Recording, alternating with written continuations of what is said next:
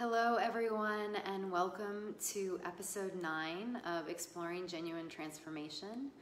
My name is Lori Beth Goldman, and I am a psychotherapist, coach, and healer. And I am really on fire about healing and transformation for the sake of waking up, for the sake of having more of who we are, for the sake of knowing ourselves more deeply, for the sake of freedom, peace, and love. We could say all the things, but all the things that actually, what I'm really on fire about is all the things that do not involve getting what you want in life or what you think you want in life, but actually a more kind of alchemical internal transformation that makes us more available for life. And so this show has been so exciting so far. I have been interviewing coaches and healers and thought leaders on all kinds of subjects related to transformation. I'm really excited today to have with us Dr. Ananya Harvey, who is going to be speaking on or sharing with us her ideas on practical, sacred sexuality. I'm going to bring her on now, and I will do more of a introduction when she gets on here. So she's just adding now.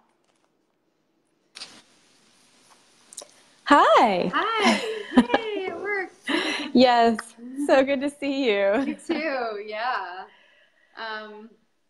So I get really excited when technology works. I understand. I've had this not work a few times. Yeah. So happy it works smoothly today. Well, welcome. I want to give our viewers a little bit more of an introduction, and then I'll give you a chance to say more as we begin. So Ananya is an integrated sexuality and sacred relationship coach, and she works with scientifically minded men and couples specifically.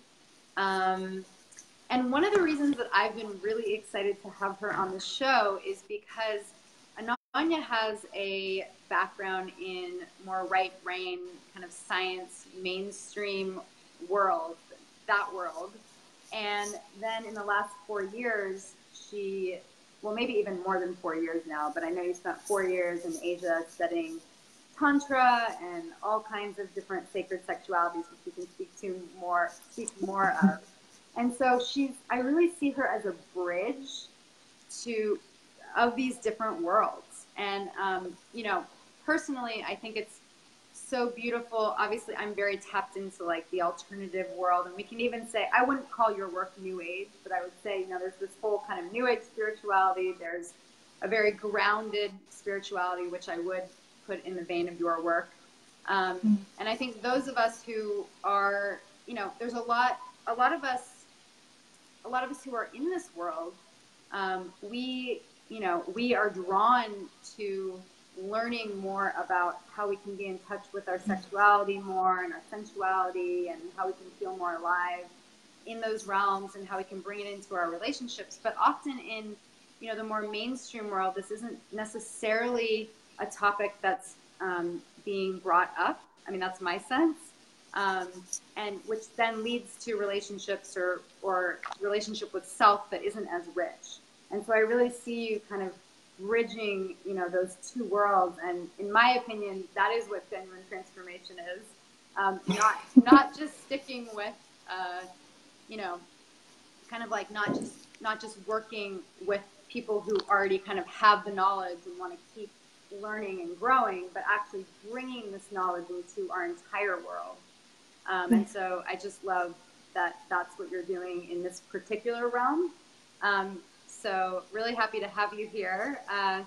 Is there anything that you'd like to add about your work or just to give, our viewers a context for the work that you're doing? Sure. Yeah. Thank you. That was such a beautiful intro. Yeah, I think I would just add that I really want to help scientifically minded, tech-minded men and couples play at the top of their game, not just in science and tech, but also in love and relationships. you know? And one of the reasons I got into this was because I was like, after, 10 plus years as a scientist, I had never received any education around how to have a healthy relationship, how to feel pleasure in my body, how to communicate consciously, nothing. Like, it was all science all the time. And basically that was really, really hurting me inside. Even I had been taught to denigrate and be afraid of even something like psychology. It was like considered lesser and like, because it wasn't a hard science. And what that did to my inner world, well, it had me just eventually sort of work myself into a corner, and then I left completely. So that it's really not serving us. And I think also as scientists, it doesn't serve our intuitive capacity, because there's a lot of really intuitive and incredible serendipitous things that happen as a scientist sometimes when you're carrying out experiments, and it doesn't serve us, our intuitive capacity or our ability to think really deeply about why we're making what we're making if we're totally cut off, from our relationship with the feminine, or from our relationship with nature or our bodies. So that's just a bit more about my work. Beautiful. I love that. Yeah. Thanks. Yeah. I think that makes me curious about how you see, I mean, you've begun to talk about kind of how, I mean, what I'm hearing in that is that, this opportunity to actually not make the mind and body separate, to not make science and, spirituality or, separate, but to kind of, bring the ways that we're taught, I think, and conditioned to be in duality, to be able to play in all of those realms. Is that? Yeah, that's such a beautiful way to put it. I love that. Because as a scientist, I mean, and no one really told me to do this. I was just kind of subconsciously doing it, but I was suppressing anything having to do with my body, because I saw it as like a distraction and something that would prevent me from going as deeply into the life of the mind as I needed to in order to succeed. But then when I inadvertently found myself in spiritual community, it was like I felt like I had to lobotomize myself in order to like get in line with like whatever the orthodoxy was. And there was no way I was going to do that. And I was like, you guys, why do we have to be so extreme here? Because like, and it turns out that in classical tantra, not neo-tantra, the mind and the body are not two separate things. They're all part of one continuum. And I think that is a really helpful way to look at it. And I think it's more true as well. So it makes me curious, like even what you just said about as you entered into spiritual circles after being, although I think you were already part of some spiritual circles previous in your life as a scientist, because I actually knew you. But but like when you more kind of consciously stepped into that and really wanted to be a part, I don't know actually what your experience was, so I don't want to put that on there. But I guess what I'm curious about is how did you see, in those more spiritually minded communities, how did you see, were there ways that you felt like, those science-minded parts of you were being actually cast out, like in the way that people were speaking or in the way that, teachings were happening?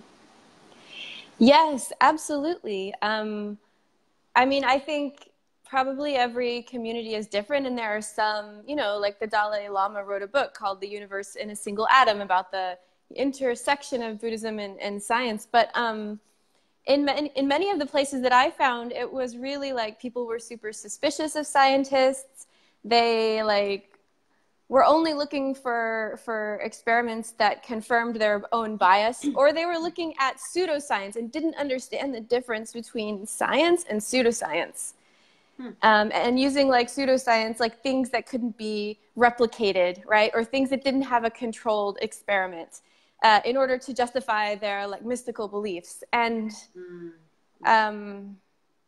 so also, things that I had been taught as a scientist, like to investigate, like who are these teachers? What is their background? Where are they coming from? What is their bias?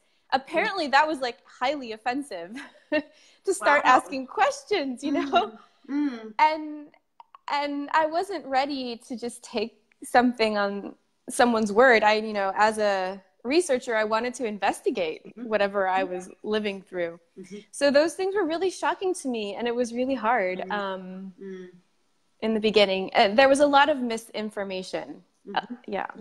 Well, you just said something that's so important that I think can be a shadow in spiritual, in our sort of more spiritual communities, right? Which is that even that sense of inquiry and that sense of like trying it out for yourself, because that's what I'm sort of hearing that you were able to kind of bring in was more of that, like, okay, who is this, this sort of objective mind actually, which there's a role for, right? That's sort of like, okay, maybe like science, like, okay, this is the hypothesis, and now I'm going to actually do the research. Now I'm going to actually put myself in this situation. I'm going to do, practice the, practice tantra or practice whatever it is that you're being taught and see for myself, is this, is this actually something that is true for me? Like, is this true in my direct experience? Right. And that was something that was so humbling for me was I didn't have any sort of framework for bringing in my direct experience as a data point. As a scientist, I tried so much to subtract myself from the equation of the experiments that I was running. But in spiritual practice, your subjective experience is important. Yeah.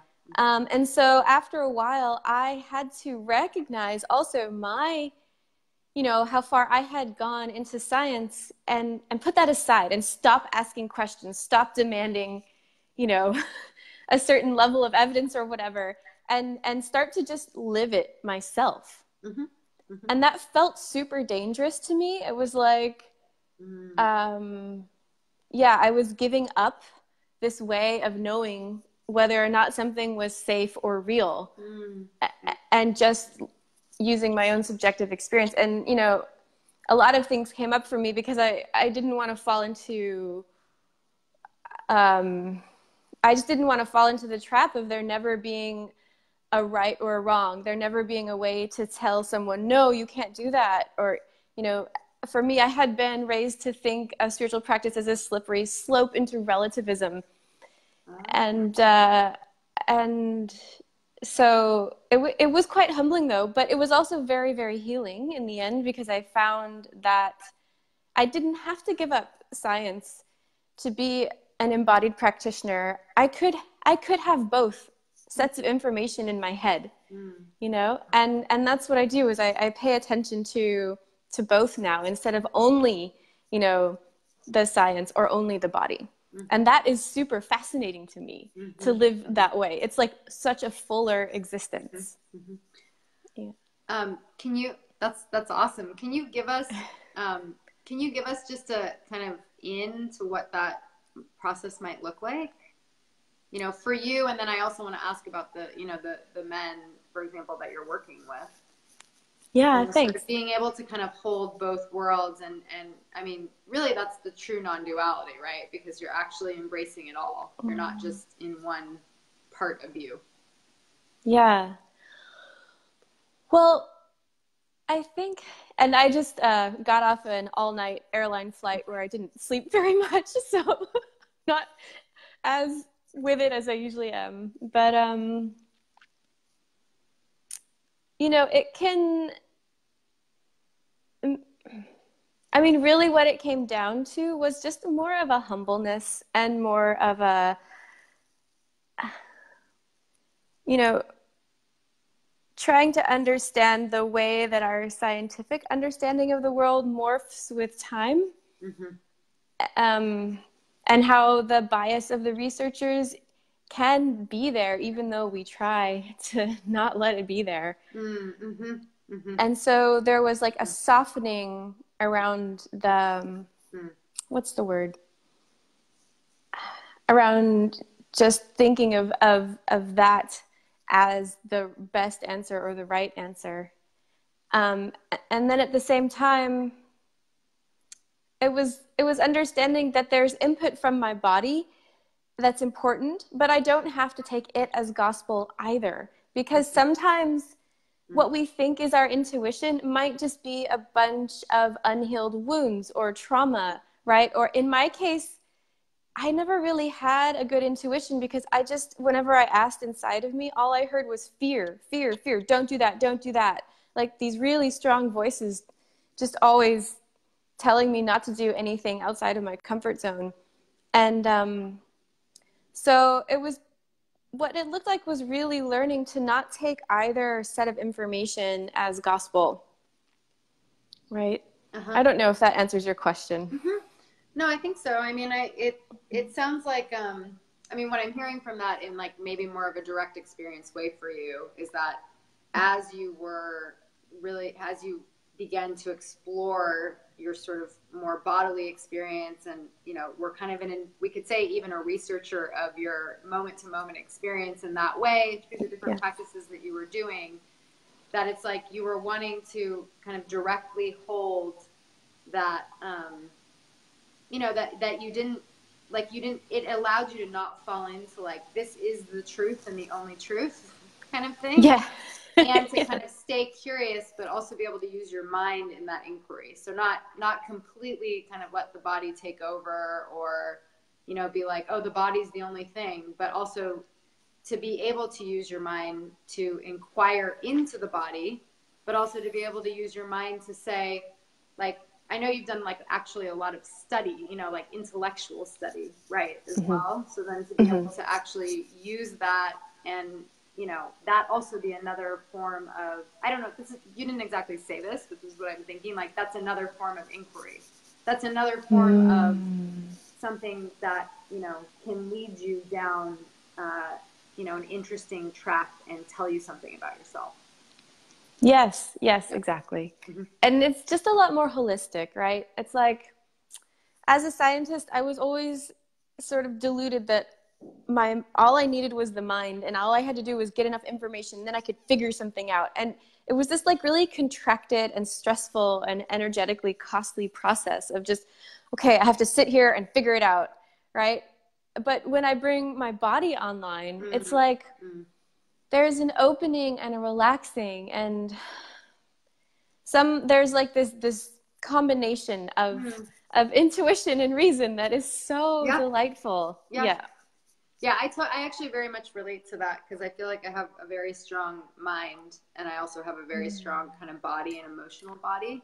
And so it's been really learning how to, like, it's been really learning how to sort of, what's the word that I want to use? Like, be with it all and honor it all as information, but also as forms of, like, if I didn't use my mind in the way that I do, like, I would actually feel like I wasn't in touch with the intimacy of life as much as I want to be, like, just as much as the body.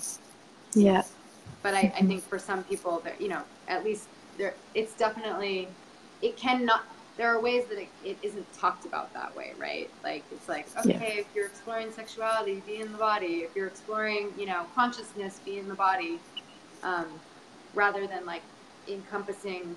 It's not the only way that it's done, but in some circles, it's the way that it's done, you know, rather than encompassing all of it. So. Yeah. Well, I'm really curious, you know, obviously we've been talking about you and sort of your journey, which is super interesting and super juicy. And I'm really curious to learn more about the men that you work with, and kind of like, I mean, just, you know, it's adding to what we've already been talking about, but sort of like what they come to you with, and, you know, how you are working with them to be able to, both for them to feel related to, but also for them to really be able to feel respected in their science mind, let's say, or that part of them, while also bringing online this more, you know, bodily experience, or maybe more experiential experience, we could say. Yeah, I mean, I have such a passion for this, and it came out of my own healing journey. I just felt I was just really constantly harassed as a woman, and I felt a lot of fear and anger and resentment toward men and men's desire. And I didn't realize that part of it well, I was actually in danger, you know, and part of it was I was just suppressing my own desires so much. Um, and I had no framework for relating. I had, I had never been taught anything about relating. So I think unconsciously I just thought it was all about trying to please a partner or, you know, trying to be a good wife or whatever.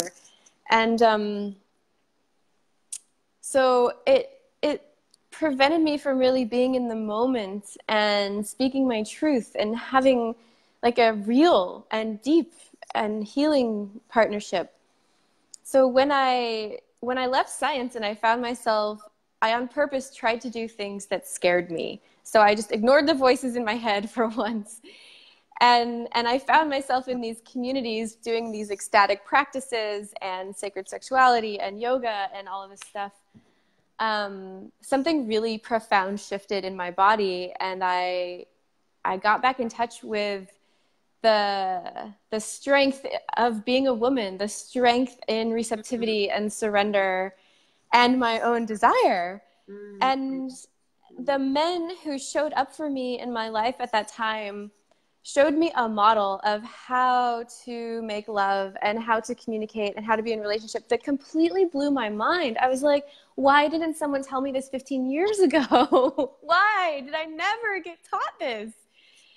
And I just came into so much respect and empathy for men, because I was like, once I got in touch with my desire and I was like, wow, I actually really want to enjoy my body and to enjoy lovemaking from, you know, this innocent, natural place. I was like, wow, if I have it so strong, I can only imagine what it might be like to be a man, right, in this world and with all the mixed messages they get.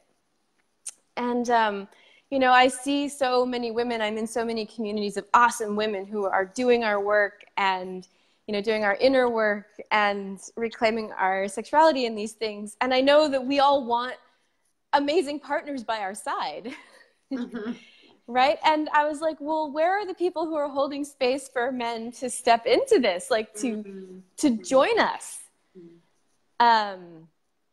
And I was like, I really want to be that person. And I know in the world that it's like for men to be able to heal in the presence of the feminine has been there for thousands of years. Mm-hmm. And I was like, wow, I actually found it in myself after my own healing and my own empowerment that I could be a person to offer this to. Mm-hmm. Yeah. Wow. So beautiful. I'm really moved by your story. Yeah. Well, both that men, I sort of hear it as like, both that these, in your journey, these men showed up to really show you a different way. And so there was a healing through that, but then also how that inspired you to want to teach men how to show up in those ways that you were received in, so that you could, you know, because it was so, it's like was such a game changer for you. But then obviously in all of that work is you're also empowering men and, you know, you're empowering, you're also shifting the relational dynamics and the sort of the way that men and women relate by working with men in this way. Mm-hmm. Exactly. Mm-hmm. And in some ways, I think it was always there in me, because I remember even in third grade when we would line up to go somewhere, we would line up and all the boys would line up first. And then it was time for the girls to line up behind the boys. And none of the girls wanted to be the first one behind the boys. They were like, ew, gross, the boys have cooties. I don't know what cooties is, but it was that was the word. That's great. And I remember I was always the one that was like, what the hell are you talking about? And I would line up right behind them because I wanted to be close to them. Mm-hmm. That's so sweet. Yeah. I love that. And so, I mean, where would you say, I know that you've studied with a lot of different, you know, people, and you've had a lot of different influences, and I'm curious, like, mm-hmm. if you could kind of give our viewers like a sort of, if you could talk about a little bit about like the crux of the work that you do with men, you know, like mm-hmm. that beautiful story that you told, like, how are you, you know, what are the skill sets or what are the kind of nuts and bolts of, you know, men being able to learn this art of what we could call practical sacred sexuality? Yeah, that's a really great question. And, you know, I will also say that I've just finished making an 8-week online course where I teach all of the nuts and bolts of exactly what you need to know in order to practice this. Awesome. Yeah, and I'm super excited. It'll probably be ready in 2 weeks. So be on the lookout for that. Yeah. But right now, in terms of this, so, you know, me having lived so many years in San Francisco, and I crossed over from Texas to San Francisco. So it's like very different models of how men and women should be, of how people should be. And what I've loved in myself and in my communities is everyone having the freedom to explore what is their truth. You know, so even though there were men who showed up and held space for me to heal and showed up in the masculine in a particular way, my work is not about trying to make men into that. My work is about holding the door open and saying, okay, I want you to play at the top of your game. What is your truth? What is your highest potential? What does your heart actually deeply desire that you haven't been able to, you know, even tell yourself that it's okay to want what you want? Who is it that you really want to be, right? And so it's really like, I am here to empower you to find your truth. You know, and some men feel really boxed in by like man box culture where they're like not allowed to feel anything but anger, right? Or they're not allowed to be anything but macho and like lift weights. And there's just this very sort of brittle surface level, like provide, protect image of the masculine that we have of men. And other men don't feel that at all. They feel more like afraid to show up in their masculine power. And so they've cultivated more their feminine side, and they've lost touch with their raw primal masculine strength. Right? So those are two opposite examples. And so what I am always interested in is balance, integration, right? A holistic approach. And so what I do is I look to align, like, what does your mind want? What does your heart want? What does your sex and your gut want? Yeah. Well, so it sounds like I noticed in me, I just felt like a settledness when you first started talking about how, you know, what you're really wanting to do is empower men to be who they fully are. You know, that's always, I always feel relieved by that. Yes. in any kind of coaching and healing work that's happening. But yeah, I mean, and also because I think I've also seen, you know, I've like, just with the men in my life or men that I've dated, it seems like there's so much intense conditioning about who you're supposed to be. And that even, you know, and if it's like, oh, if you hold space in this way, then you'll be, you know, then that's what a woman wants. But then you're taking on a role and it's not authentic. And then the woman feels that. And also it doesn't feel good for you.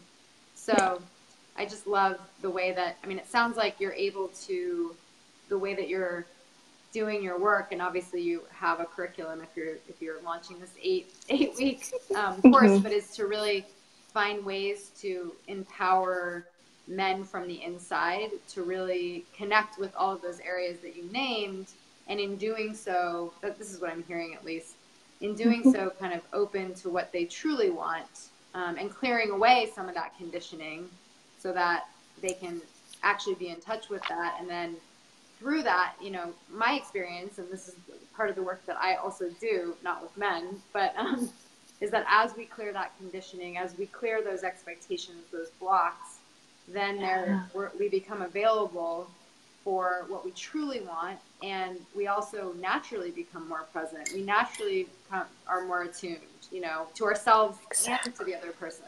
So. Exactly. And that's why this work is so amazing, because it's like, I think people think that coming to coaching is about like, I'm not good enough and I have to try really hard and remember and change things. But actually, when you unlock the truth of what's already there, it's easeful. It's like an exhale of relaxing into your power, right? It's not about like clenching. It's not about you're not good enough. No, that's not my model. So. Yeah, and I think it is interesting because I think there is like I've also seen that where, I mean, I know for myself, it's like, I think there is coaching where it does feel like there's a lot of emphasis on like, even like speaking to people's pain points in a way where like, oh, you don't have this and you need it, versus like a more potentially empowering approach. You know, like you can have, you already are whole, you already are complete. And like, here are some ways that you can even clear. I mean, that's what I'm hearing from your work. Like, here's some ways that you can actually clear that out more, and some ways that you can, sure, you can learn new skill sets, but they're really coming from like something that you're genuinely interested in, you know, trying and practicing and kind of seeing how it fits for you. Yeah. Yeah. And I would say also that even the idea of clearing something out is a subtle form of self-hatred. And it's really common in the new age world, like cut that off, like get that away from you. And I found that that sort of thing just doesn't work at all. And all of the practices that I learned and embodied for years are instead about integration. So instead of trying to cut something off or clear it out, it's like, how can we reintegrate that energy so that it becomes an ally for us, so that it empowers us? And it's so radical, this idea that like, oh my gosh, wait a minute, there is actually no part of myself that is shameful. Where did that idea come from? You know? Yeah. Yeah. Yeah, no, I love that. That's a great distinction too. That it's, I think when I think of clearing just in my own work, it's more that we're actually going into it, and sometimes it sort of dissolves, but it is a reintegration into self. Yeah. Yeah, you got it. But yeah. No, I think that's a very important distinction. And, you know, I know that that's just from even also, you know, following you and seeing your writings. It's like you're often talking about like, yes, all of this, you know, that's all of who you are. But that there are ways that it sounds like, you know, part of the work that you're doing with men and couples is that you're actually showing them how to do that, right? So instead of it being something where it's like, oh, I'm pushing it aside, or I'm like somehow resisting it, or feeling like I need to go, you know, so deep into it in a way that is actually violent to self, you're actually sort of saying, oh, here are ways that you can embrace all of who you are and, you know, integrate that in more healthy ways, or more ways that are serving, you know, your highest self and what you want in life.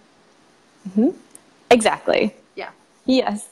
Cool. And it's crazy because I never, like, it really is an alchemical process. It really is the transmutation of one thing into another, like of a heaviness or something that's holding you back into the energy of aliveness. And it's funny because my PhD is in chemistry. You know, that's where the doctor in my title comes from. And I would never have imagined myself doing alchemy. Never in a million years. I thought that was just a bunch of frauds, like trying to make gold out of lead.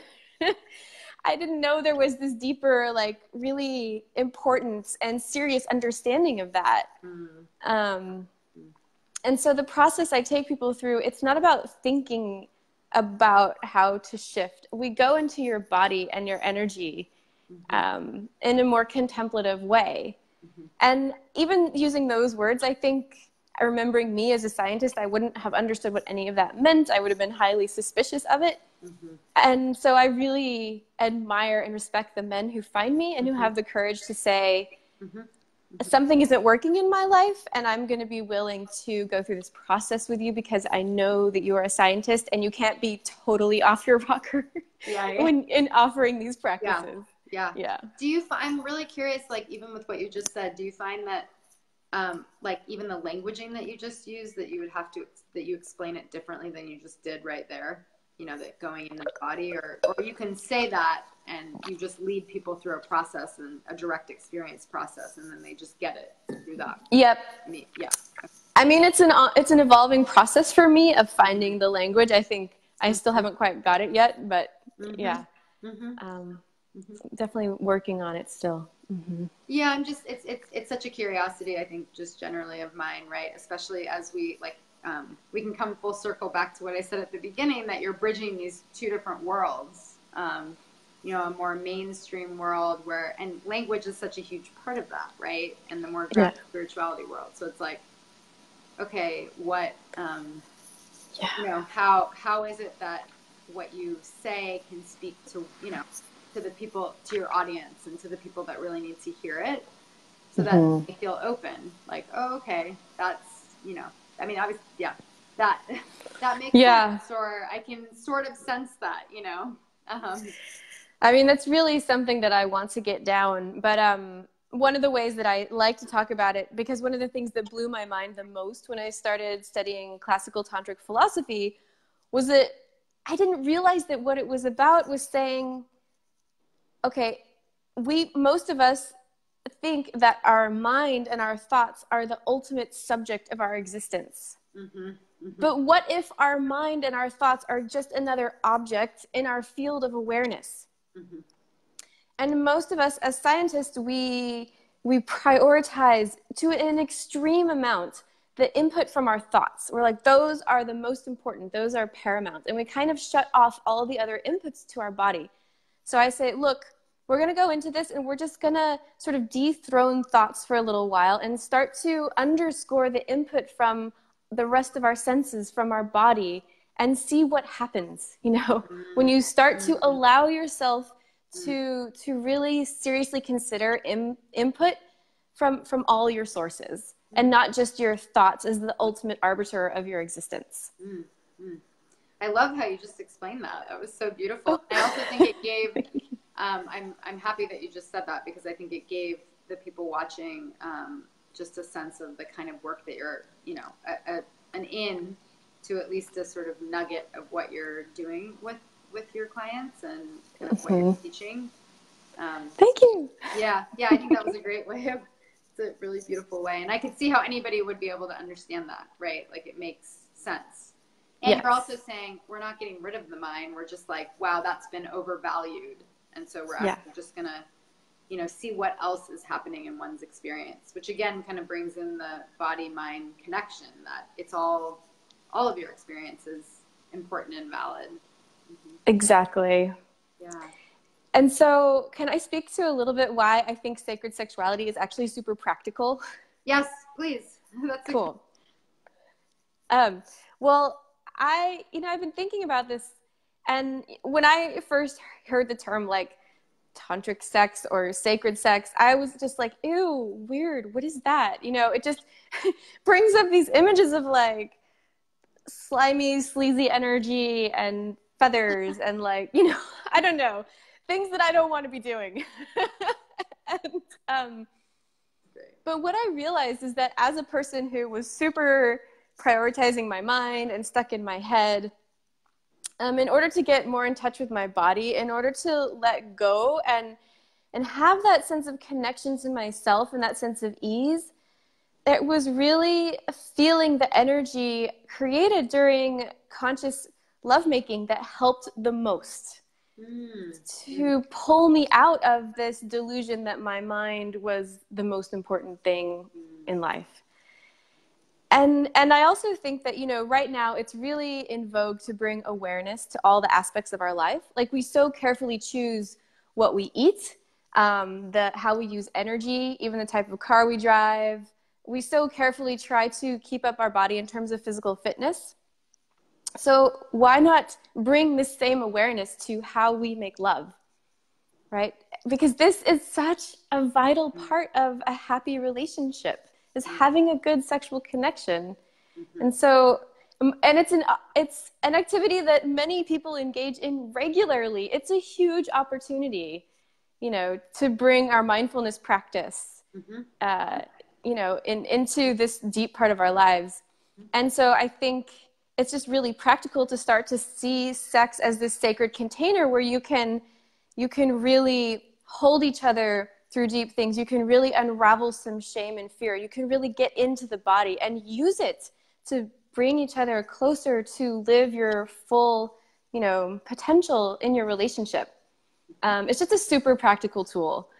I mean, so many of us see it as like a duty, or like, you know, we were raised to see it as a regrettable necessity in some religions. Wow. And yeah. And, or, you know, for most of the history of the world, it's been only for procreation. Mm-hmm. And today, instead, we have the freedom to completely reimagine how we relate to it.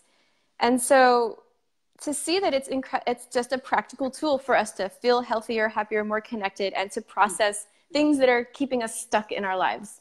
Mm-hmm. Yeah. Yeah, I love that. And especially the last part, I mean, of what you just said, right? That it like, not only it helps us process things, but it's a way to be happy, healthy, like to stay, right? Like, because you didn't really speak to this that much, but like obviously having a really powerful sexual connection to ourselves and to others or our partners is something that can be so like life-giving and can just like, it affects our energy, it affects how we feel about ourselves, it affects even, you know, you haven't spoken to this, but I think obviously it affects like even how we show up at work and kind of how we show up with other friendships and how we show up in all the activities of our lives, because we're way more like turned on and way more in touch with our senses. And, you know, there's just, so I think that's like another practical, I mean, it's just a little bit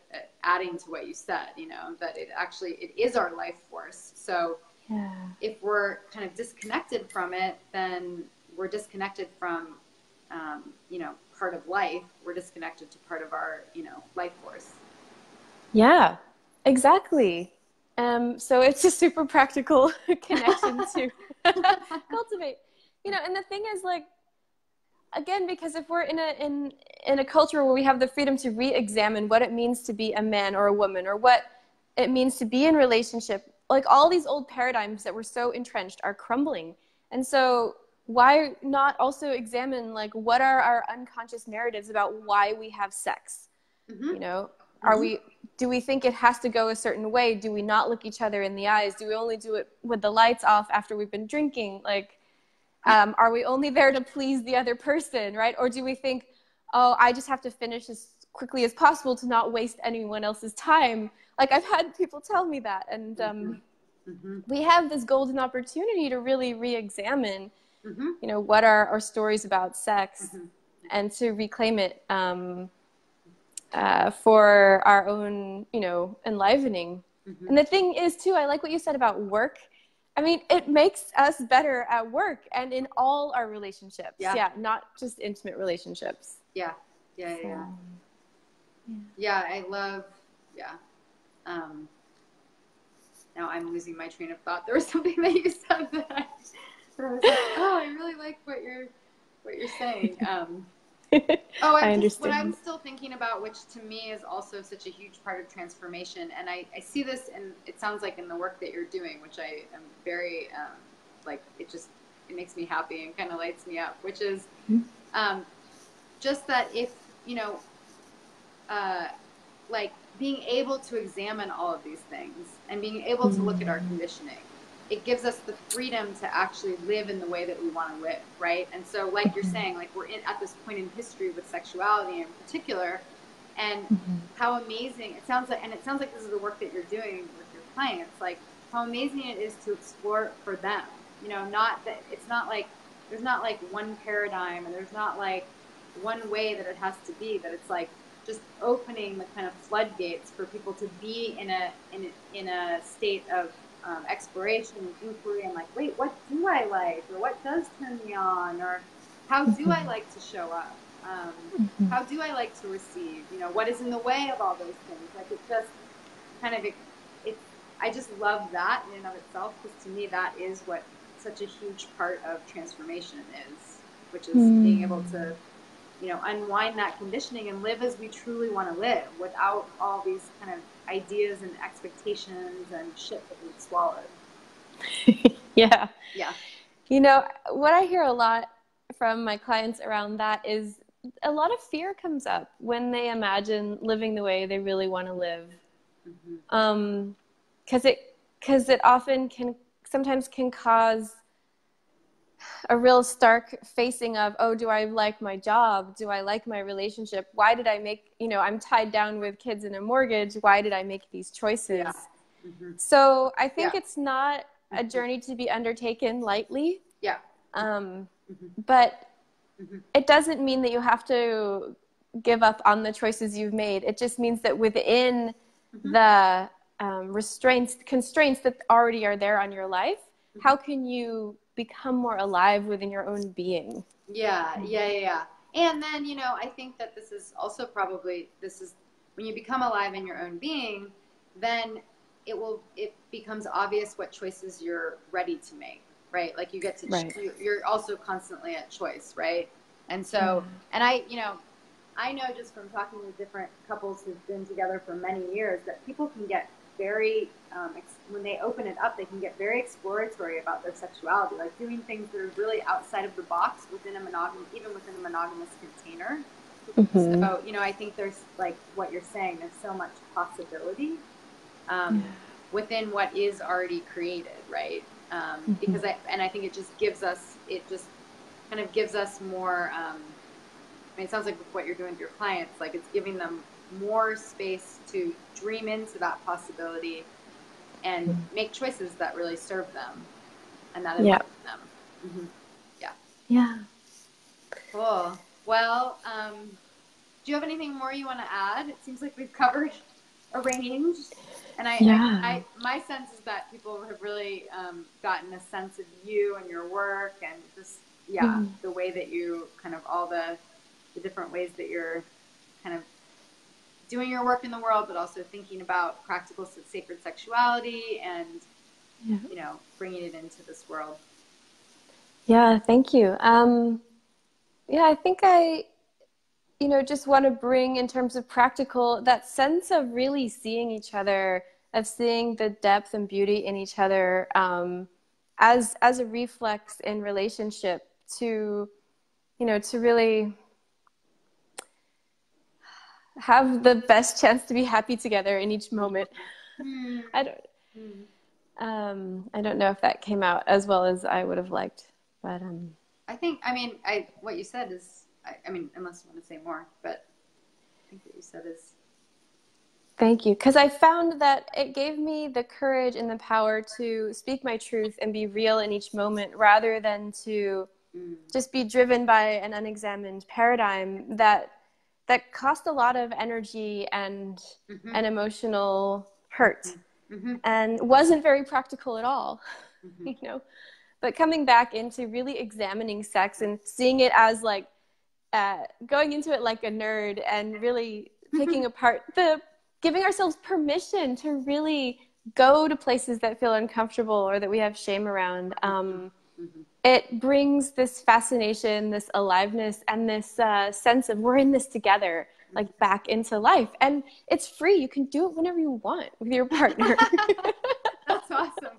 Well, I just want to highlight something that you said, because obviously it's this big practical piece that you're probably also doing in your work, but is just teaching people how to communicate, right? And how to begin to know what one is feeling moment to moment, and then be able to bring that into relationship.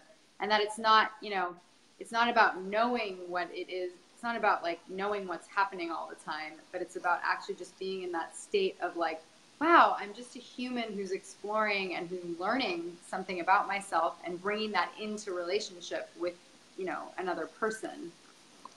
Yes, thank you for highlighting that. That is a huge piece of my work, right? Bringing awareness to our body, to our shadow, which is a whole other topic, to our breath, our pleasure, how we communicate. Yes, all of these are pieces of the puzzle. So it's really cool because when you go to look at how to be like the best lover you can possibly be, it calls your whole life into question, right? Your physical health, your emotional health, your mental health. And so it's like this fascinating adventure into, wow, how have I really been treating myself? I think for me, it brings a lot of the juice back into life. Yeah. Beautiful. Well, that's a great place for us to end. Yeah. So thank you so much. This has been such a beautiful and enlivening conversation. Yeah. Thank you. Yeah. I would love for our viewers to know kind of what you're up to, what your current programs are, and how they can find you. Great. So one of the easiest ways to find me is to friend me on Facebook or follow me. I'm Ananya Harvey. Ananya Harvey. Or you can go to my website, sign up for my mailing list. It's thenextlevellove.com. Mm-hmm. Okay. And is there, like, do you want to talk at all about kind of the, like, you're doing one-on-one work, like just the specific work you're doing? Oh, yeah. Mm-hmm. So I focus on doing one-on-one work. They're online sessions, so you can work with me from anywhere in the world. And I mostly work with men, some women, but I also have a special program for couples who want to introduce sacred sexuality into their relationship and want to be guided to know exactly what to do and how. And it's like super exciting. I love teaching this. And then really soon I'll be announcing my 8-week online program, which is also for everyone to learn Nice. the nuts and bolts of exactly how to go on this adventure through your body and then show up as the person you deeply desire to be in sex, love, and relationships. Beautiful. Thank you so much. Thank you. So wonderful to have you on the show. Once again, my name is Lori Beth Goldman, and I do this show every week and bring on all kinds of, all of the conversations so far have just been, in my opinion, like so incredible and on a range of topics. So please continue to tune in. And I am a psychotherapist, coach, and healer, and I do women's empowerment and freedom coaching. And I am offering, basically, I do a lot of, I do deep trauma work and deep healing work, and I created my own, after my many years of being a psychotherapist, I've created my own modality that's really working with the body and working with the energy body, and gets right to the core of, you know, whatever you're experiencing and core wounds and clears them out. I'm going to use the word clear. I would say shifts your relationship with them. That would be a better way to say it. And yeah, and then I'm doing a lot of work. In my one-on-one containers, I do a lot of work around, basically once we're doing that work, we have more of ourselves and then are able to create exactly what we want in our lives. And so then I work with the women in my programs around business and around relationship and just really creating the next level of what they are wanting in their life. So thank you so much. And I will see you next week. Bye.